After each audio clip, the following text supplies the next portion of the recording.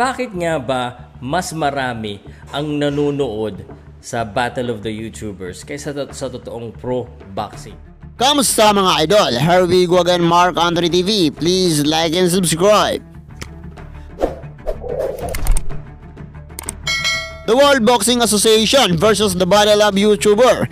Bakit tila dinaig ng the World Boxing Association ng the Battle of YouTuber? Tila nalamangan na nga mga idol ang professional boxing organization pagdating sa taga-suporta. Dahilan para magtaka ang content creator kung bakit mas marami ang tumatangkilik sa the Battle of YouTuber kumpara sa World Boxing Association. Kita naman natin mga idol sa press conference pa lang ay dinagsana talaga ng tagapanood ang the Battle of YouTuber dahil umakot ito ng mahigit 600,000 views sa mismong live ng press conference. Samantala pagdating naman sa professional boxer ay ilan lamang ang nanunood. Although marami-rami rin, ngunit hindi pa rin talaga nila malamangan ang the Battle of YouTuber. Bakit nga ba mga idol ay tila mas marami pa ang tumatangkilik sa the Battle of YouTuber kaysa sa professional boxing organization? Well mga idol, ang the Battle of YouTuber kasi mga idol ay sobrang malakas sumakot ng membro ng organization na ito. Bukod sa sikat na mga idol ang mga kalahok sa the Battle of YouTuber ay talaga nga namang ginagamitan nila ng marketing strategy. Ang the Battle of YouTuber kasi mga idol ay part of business. Although ang iba mga idol ay scripted, ngunit ito ay isa sa mga dahilan kung bakit tinatangkilik pa rin ng mga tao ang the Battle of YouTuber. Samantala ang pro boxing naman mga idol ay ang talagang tumatangkilik lang ay ang tunay na boxing fans. At isa pa dito mga idol, ang mga kalahok sa professional boxing ay hindi masyadong gumagamit ng marketing strategy. Masyadong professional talaga ang mga ito. Kaya naman ang nanunood lang sa kanila ang mga solidong boxing fans. Sa katunayan nga mga idol ay ang boxing content creator lang naman talaga ang nagbibigay ng buhay sa World Boxing Association. Dahilan para marami ang tumatangkilik at manood sa professional boxing. Sila lang ang nagpapahype sa mga boksingерong ilalaban sa International Boxing Championship. Panoorin natin ang video na ito at courtesy kay Paucas Sports. Maraming nagagalit. Sabi, sir, wag ka gumawa ng content ng Battle of the YouTuber, wag ka gumawa ng content ng mga yan, mga papauso, mga kung ano-ano mga sinasabi, mga bad influence. Pero wala tayong magagawa kasi yan din talaga yung hinahanap ng mga tao. Yung mga ilan na nagrereklamo, actually konti lang yan. Mas marami pa rin. Although sasabihin natin madami, pero mas marami pa rin yung talagang gustong manood ng mga laban na yan. Kaya nga gumawa ako ng isang channel, doon ko lalagay. Pero ito is also a call for the promotions dito sa Pilipinas, lalo na to do better in promoting. Para maging interesado din. Pwede pala tayo makapagbenta ng maraming pay-per-view din dito sa Pilipinas. As a boxer, as a promotional company for boxing. Kasi nagawa nga ng YouTuber. Although, ito yung pinakasagot kung bakit mas maraming nanonood sa YouTube boxing. Because sikat sila.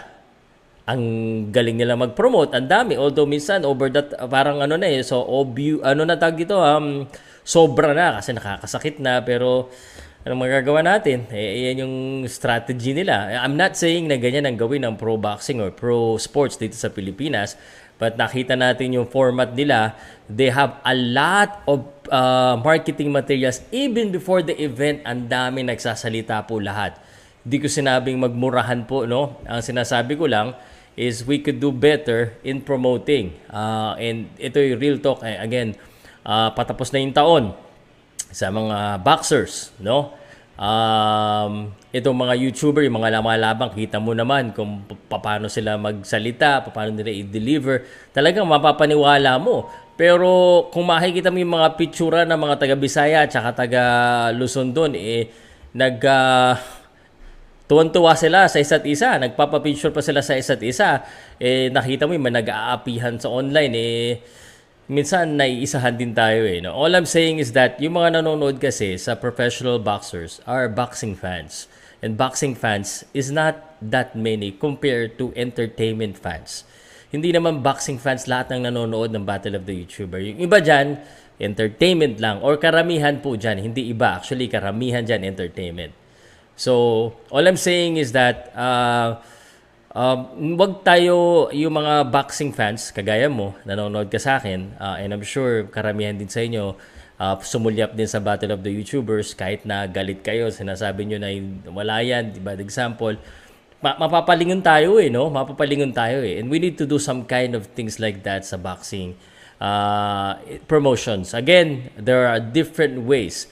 There could be an improvement. Wag natin gayahin yung sobrang ganun. Pero pwede naman natin gawa ng paraan yan. Haba natin yung ano. Minsan kasi, papa-event tayo, wala man lang kulang sa poster, kulang sa video, kulang sa interviews, yada, kulang sa coverage.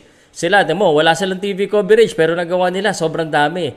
It only goes to show you the power of social media. Ha? The power of social media with the right partner. So, nagawa nila yan. At halos lahat kami nakatingin. So kaya din natin gawin yan sa pro, no? Whether MMA, boxing, basketball man locally, pwede po, no? Hindi dapat tayo mainggit. We should be challenged. And we should be happy that pwede pala. We just need to add a little bit more entertainment sa boxing. After all, boxing is also show business. So in order for you to sell, you have to have a good show. And in order for you to have a good show, kailangan may manood at kailangan mo mag-marketing. Yun lang po.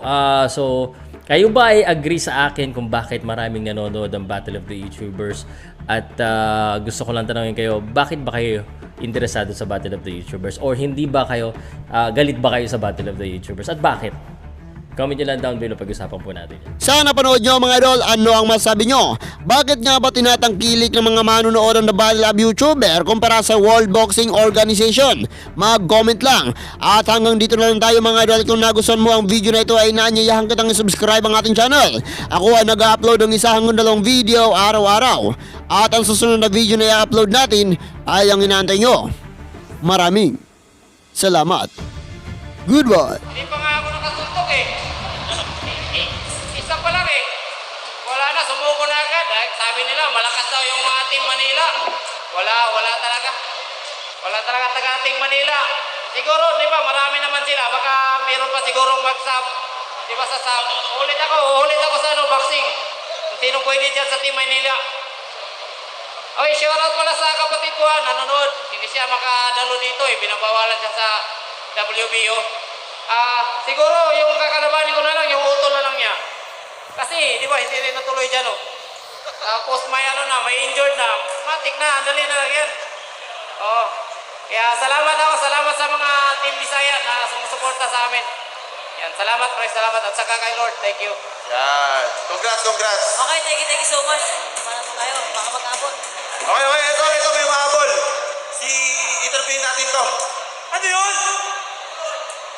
Bakit ganun? Yung referee? Bakit ganun yung referee? Kala ba suntukan to? Sinuntok-suntok ko, tumumba pa nga tapos ganun? Suntukan to, hindi to boxing, tandaan nyo yan. Bakit ganun? Ang gusto kong makalaban, si Cuadro Alas.